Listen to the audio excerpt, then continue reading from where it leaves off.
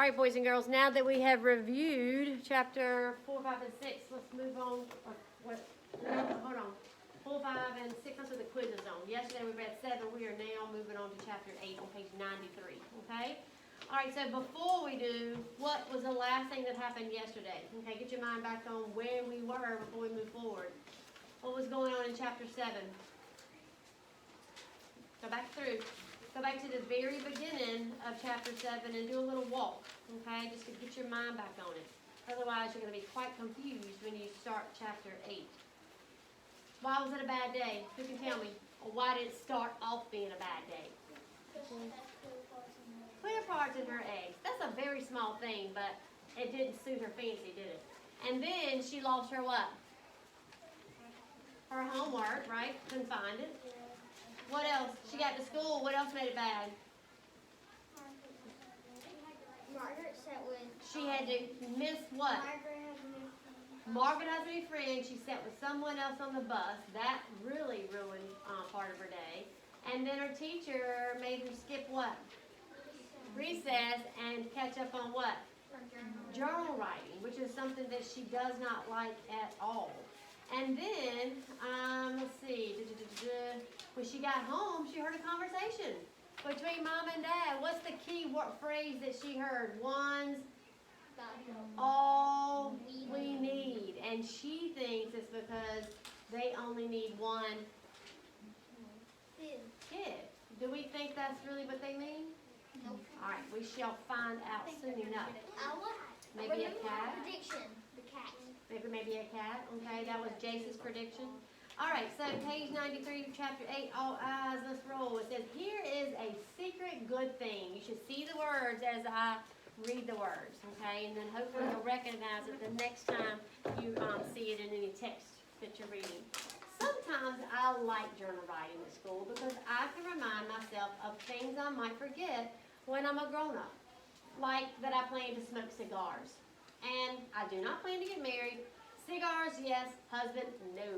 What if I forget these things? So Clementine's quite silly, isn't she? Yes. One more thing to remember when I am old. If I ever do get married, which I will not, I will only have one kid, the first one. She is plenty good enough, even if she is the hard one. Nope, no need for another kid, even if he's the easy one. Although thinking about my brother and thinking about my journal gave me an astonishing idea on Saturday. Last week, Turnip had to get a shot at the doctor's, and he was so mad about it that my parents let him rent a video and eat gummy worms, even though they are usually the Sesame Street and carrot sticks kind of parents. All right, let's pause right there. I want you to discuss with your group, and if you don't have a group, please move yourself momentarily just to discuss with another group. What do we think that means when they're usually the Sesame Street and carrot sticks kind of parents? Okay, so 30 seconds. Discuss, and then we'll talk about it.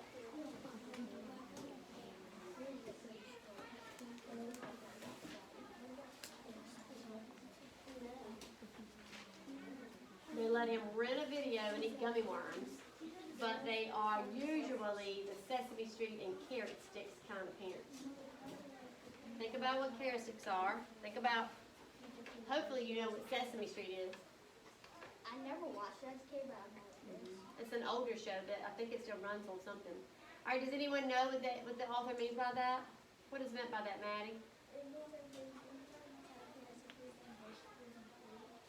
It means they usually feed their kids healthy foods and only let them watch things that are educational, right? Educational and appropriate, learning shows. So they broke the rules because he had a shot, okay? So let's continue. It says, so I pretended I had to write in my journal, even though I did it because it was the weekend, and I pretended that I was mad about it so that my parents would feel sorry for me too. As soon as they came into the room, I scringed my eyebrows down like arrows and stuck my bottom teeth out as far as they could go. Here is a picture of that. What do y'all think? She looks what? Mad. She looks crazy. If my teeth were pointing, I would have looked fierce like a stone lion. Still, see how mad I look? But guess what my parents did? Nothing. because they are not so good at paying attention.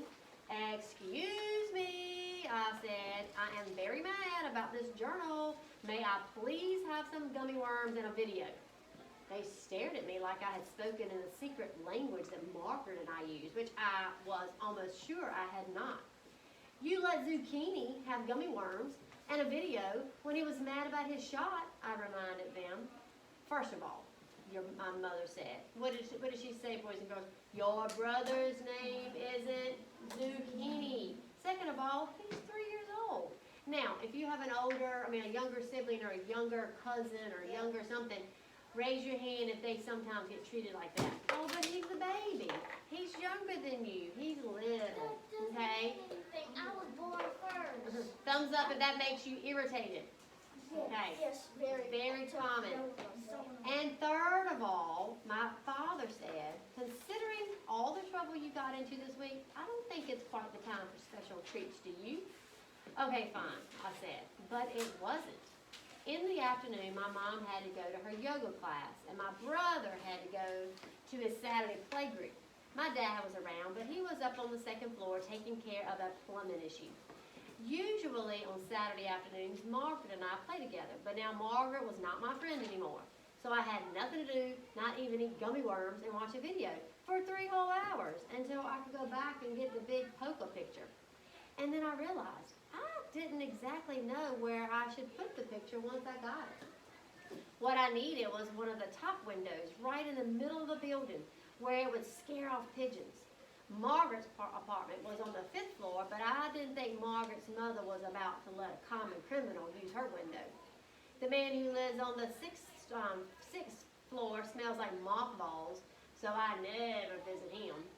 And the people who live on the 7th floor were away on vacation while their apartment got painted, which reminded me. I flew up to the 7th floor to see if the painters wanted help yet. Nobody answered the apartment door when I knocked, but the painters' stilts and all their brushes and paint cans were out in the hall. The hall hadn't been painted yet, which gave me a great idea. What did she think planning to do, boys and girls? Painted. Ah, say no. Nope. Is that I could do it for them. And then, when they got back on Monday, they'd smack their foreheads and make, wow, I must be dreaming faces. They'd wonder who had done such a great thing until I went up and told them, oh, it was just me. I was smiling about all of this while I strapped the stilts onto my legs. But when I tried to stand up, I fell right over. I tried again, and I fell right over again. 29 times, which was plenty, believe me, so I was all done being there. On the way down, the elevator stopped on the 5th floor. I got a little bit excited when Margaret got in and smiled at me. But then 1 second later, that Amanda Lee got in too. How is she feeling, boys and girls? She feels annoyed or jealous. Okay. Hi, Clementine. We're going to the mall, Margaret said. I turned around and pretended to be very busy, pushing all the buttons until they got off. And then I went to my room and drew a picture of me at the mall with a lot of new best friends. Finally, it was time to go to the coffee shop, and I ran all the way, even though I probably had 2 broken legs from all that falling. When the clerk brought out the picture of Polka Dottie, my heart hurt so much I couldn't breathe for a minute. She looked so beautiful, that big, and I missed her so much. I quick sucked in some air so I wouldn't faint, and then I said thank you and took Polka home, being careful not to fold her because she would have hated that. All right, look at that paragraph. What details in that paragraph support the fact that Clementine is sad? Raise your hand. What details in that paragraph support the fact that Clementine feels sad? All right, Maddie, what do you think?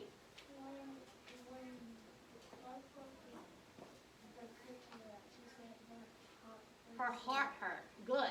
The fact that she said my heart hurt. Anything else?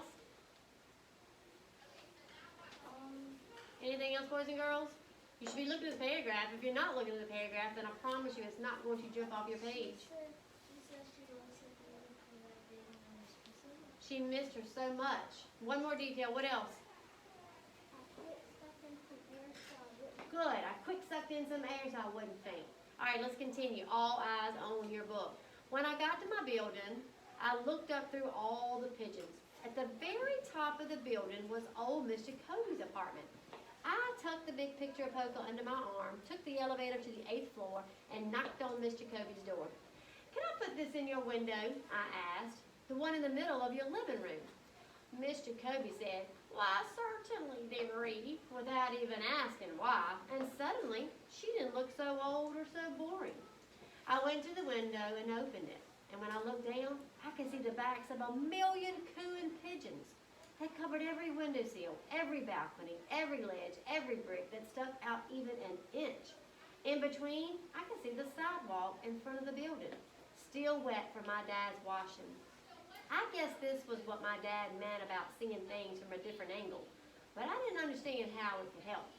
Miss Jacoby came over beside me and shook half of a box of Cheerios onto the windowsill. The pigeons flapped up in one huge gray cloud, and my brain snapped.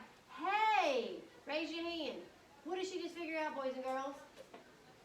Miss Jacoby was buying Cheerios for the pigeons. So what does that mean? They kept coming. They kept coming, so why are the pigeons always there? Because of Miss Jacoby. Miss Jacoby, she's feeding them. Birds go where there's food, or pigeons specifically, right?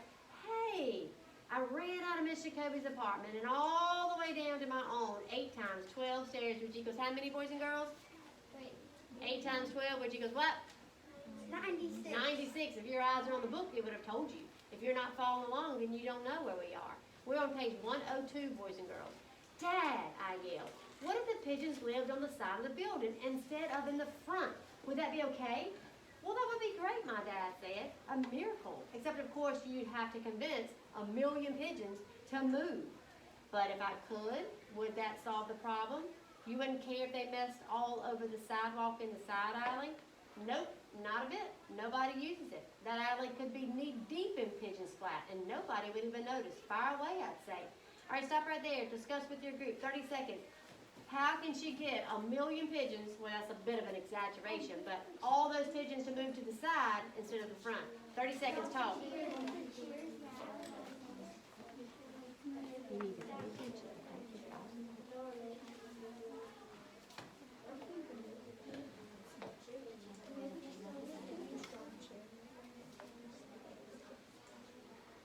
All right, girls at the back, what do you think? She should go to the side window and put the Cheerios.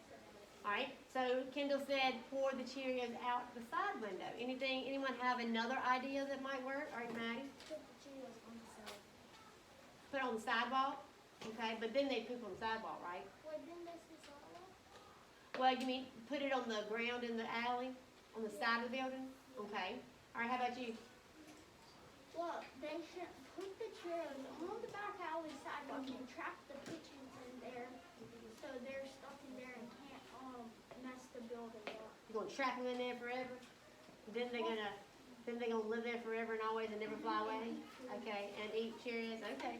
All right, let's see what happens. It says, and then I ran all the way back upstairs to Miss Jacoby's apartment. We're in the middle of 103 and went right inside since the door was still open because that's how fast I was.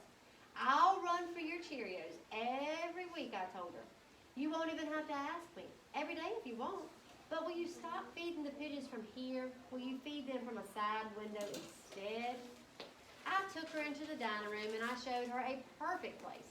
"Let's start today," I said, and I sprinkled out the rest of the box of Cheerios. And even though pigeons have teeny tiny bird brains, they got the message pretty quick because right away, a big flock of them flapped over. And it was even better for Miss Jacoby because this was her dining room. So now she could see those pigeons eating while she was eating. And then I was all done being there, so I ran back home to tell my dad the good news. He and my mom were in the kitchen starting dinner, so I told them and I told them and I told them. And my dad kept saying, "Way to go, sport." And my mom kept saying, "Thank goodness. Now you don't have to spend your life cleaning up after those pigeons." They were so happy. But my parents were sneaky too. Somehow, while I was telling them about Miss Jacoby, one of them slipped me a colander of green beans and brainwashed me into snapping them. I really didn't care though. Seeing the "wow, I must be dreaming" faces on my parents was even better than it would have been seeing them on the painters. All right, so she's feeling happy and she's also feeling what of herself? Proud. She feels proud. She's solved a problem for her dad. Unfortunately, they didn't have those faces very long. After dinner, my mother said she'd better get a little work done. And then when she went to the cupboard to get her special markers, which were still in Margaret's room, you used my, not the permanent. Those are for, what were you? It's a very bad sign when my mother can't finish her sentences. They're at Margaret's, I told her. They're fine. They're not even chewed on. I'll go get them. Oh, no, said my father. We'll go get them. I think it's time we had a talk with Margaret's mother anyway. You'll go sit in your room and you'll think about things. So I went to my room and I thought about things like Margaret's mother explaining to my parents about the easy one, hard one rule. All right, so that quickly changed, right, to them being so excited and so proud to now they're very what? Man. They're upset at her, okay? She broke a rule. All right, we're going to stop right there. It's actually time to switch. So go ahead and straighten your area up.